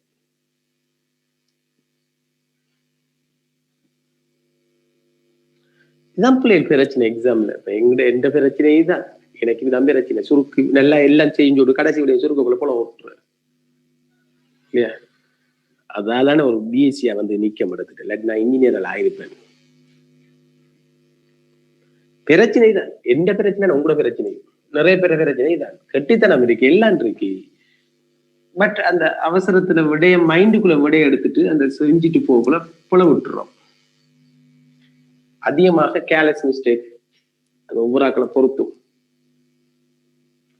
இது 10 நியூட்டன். படத்தை பார்த்து எழுதிக்கொள்ளுங்க பிள்ளைகள்.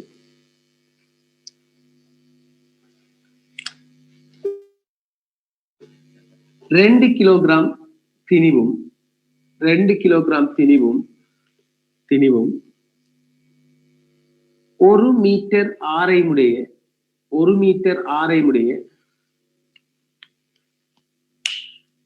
வட்டத்தட்டொன்று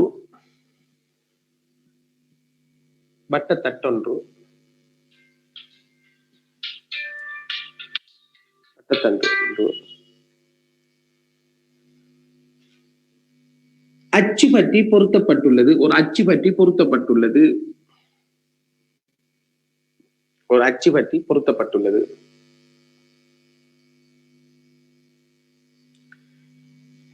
பிராக்கெட்டுக்கு ஐ சமன் அந்த அச்சு பற்றிய சடத்துவ திருப்பத்தை அரைஎம்ஆர் வர்க்கம் எடுங்க போதும். அரைஎம்ஆர் வர்க்கம் எடுத்தீங்கன்னா சரி, நாம என்ன சொல்றோமோ அதே மாதிரி செஞ்சுட்டு போங்க. இதுல தட்டு நீங்க இந்த வாய்ப்பாடை போட்டு கண்டுங்க. நீங்க இப்படி எல்லாம் யோசிக்கப்படாது. வடத்தை போல திணிவு இருக்கு, வடத்துட்டு இந்த திணிவு அகற்றப்பட்டு அச்சு வந்திருக்கு, அப்படி எல்லாம் யோசிக்க வேணாம். இவர் இந்த வாய்ப்பாடை போடுங்கன்னு சரி, அந்த வாய்ப்பாடை போட்டா சரி, அவர் சொல்ற மாதிரி செஞ்சுட்டு போங்க நீங்க. ரைட், பிராக்கெட்டுக்கு ஐ சமன் அரைஎம்ஆர் வர்க்கம். வட்டத்தட்டு சடத்துவ திருப்பத்துக்கு வாய்ப்பாடு வந்து அரைஎம்ஆர் வர்க்கம். ரைட். தட்டின் பரிதியில்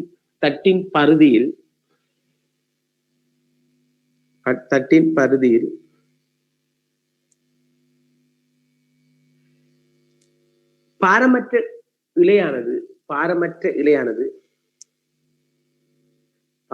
மெல்லிய இழையானது பல தடவைகள் சுற்றப்பட்டு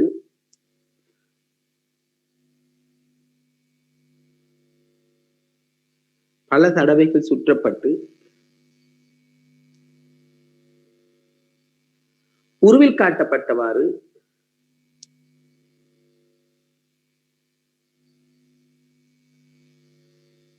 அதன் சுயாதீன முனையில் 10 நியூட்டன் விசை ஒன்று பிரயோகிக்கப்படுகிறது. உருவில் காட்டப்பட்டவாறு அதன் சுயாதீன முனையில் 10 நியூட்டன் விசை ஒன்று பிரயோகிக்கப்படுகிறது.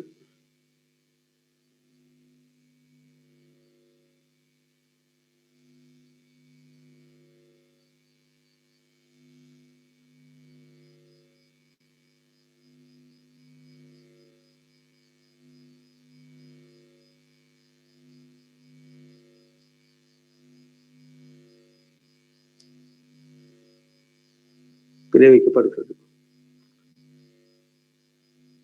முதலாவது கேள்வி,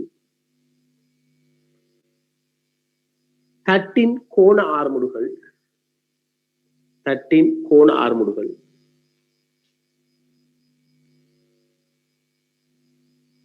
இரண்டாவது கேள்வி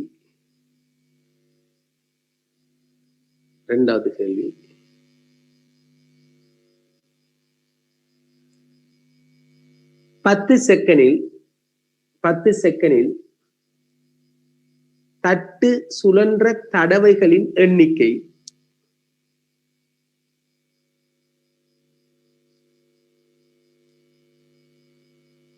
பத்து செகண்டில் தட்டு சுழன்ற தடவைகளின் எண்ணிக்கை. மூன்றாவது கேள்வி,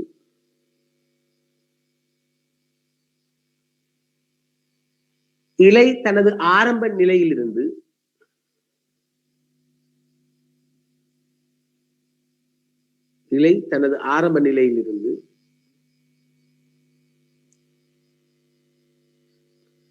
தட்டிலிருந்து விடுவிக்கப்பட்ட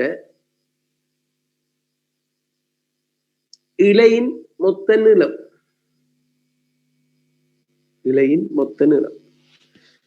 மூணாவது கேள்வி என்ன கேட்கறது? இலையின் ஆரம்ப நிலையிலிருந்து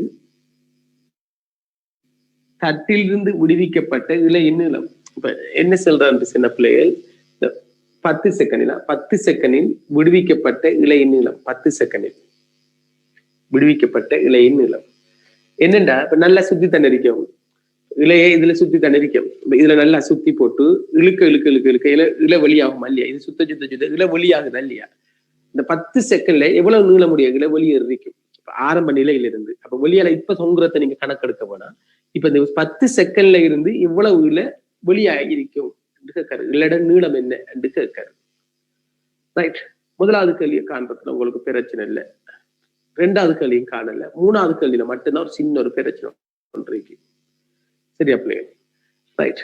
ஓகே. அப்ப நீங்க இதை என்ன செஞ்சு கொள்ளுங்க, செஞ்சுட்டு வாங்க பிள்ளைகள். அடுத்த கிளாஸ் இருக்கு என்னன்னு தெரியல. ஓகே, இதை செஞ்சுட்டு வாங்க இன்ஷா அல்லாஹ். நான் அடுத்த கிளாஸ் வந்து வியாழக்கிழமை அடுத்த கிளாஸ்ல பார்ப்போம். வியாழன் வெள்ளிக்கிழமை வந்து முதலாவது